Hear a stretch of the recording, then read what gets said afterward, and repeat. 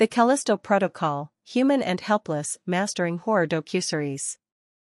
In celebration of the upcoming release of the Callisto Protocol, IGN has partnered with Striking Distance Studios and Liquid Media to bring you a 3-part docuseries all about crafting the perfect horror game titled Mastering Horror, the Callisto Protocol Docuseries. Breaking down the various elements of horror are industry icons like Alec Gillis, Sean Cunningham, the Newton brothers, Glen Schofield, and more. The final episode of this docuseries focuses on the humanity and its often helpless role in horror with closer looks at the Callisto Protocol's protagonist, Jacob, played by Josh Duhamel, and Dani, played by Karen Fukuhara. Presented by the Callisto Protocol. The Callisto Protocol is a third-person survival horror game built for a new generation of players. It's effectively a love letter to Visceral Games Dead Space, 2008, and Dead Space 2, 2011, albeit infused with a decade's worth of introspection and iteration from creator Glen Schofield. If you haven't played either of the best horror games of the Xbox 360 generation, then you should know that you're in for a hellishly scary time. The Callisto Protocol works overtime to build a foreboding sense of tension through dense, dark atmospheric levels, interspersing exploration with quick hits of gruesome combat versus grotesque opponents. The only way to survive is to hack off and blast away limbs, wrench enemies into dangerous components of the environment with a gravity gun, or pummeled flesh into mulch in heavy melee combat. Like Dead Space, the Callisto Protocol isn't for the faint of heart. Glen Schofield says that while there are natural similarities between Dead Space and the Callisto Protocol, Striking Distance has sought to imbue its new-gen survival horror with more depth beyond all the expected death and dismemberment.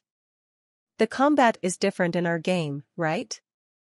You can decide what you want to do. There's melee, there's stealth, and there's a weapon system which you upgrade through skill trees. Then there's the GRP, which is the advanced gravity gun, where now you can pick up enemies. That introduces sandbox elements, in that you can pick stuff up around the world, you can use the enemies as meat shields, throw them into fans, or into another enemy, says Schofield, adding, through all this, you can pick the way you want to go. Gameplay. Striking Distance told Game Informer, as relayed by IGN, that Lee will eventually be able to equip a baton, pistol, and shotgun, so combat will play a larger part than what was initially shown. Design director Ben Walker told Game Informer, "We want you to be afraid of single enemies. All these tools we built up for Jacob are to deal with the difficulty as opposed to coming at it from the end of, hey, you can kill all these cool things, now let's make some enemies." We did it in reverse for that very reason. You feel scared, and you have to make the right calls at the right time. In an interview with GamesRadar, Striking Distance founder Glen Schofield said, "Mystery is part of the importance of a game like this. What's around the next corner? What's behind that door?" I think it was a good mix of showing enough, and then keeping some things like our mechanics and our characters and our story, a lot of the story, still hidden away so that we can tell a little bit more as the game develops, you know? We've got to leave some stuff up to the audience to figure out. The Callisto Protocol release date and platforms. The Callisto Protocol release date is locked for December 2, 2022. That was confirmed over the summer, when developer Striking Distance Studios appeared at the Sony State of Play showcase in June with a new trailer, a first look at the Callisto Protocol gameplay, following 3 years of teases from creative director Glen Schofield. Striking Distance also confirmed that the Callisto Protocol will launch on PC, PS5, PS4, Xbox Series X, and Xbox One.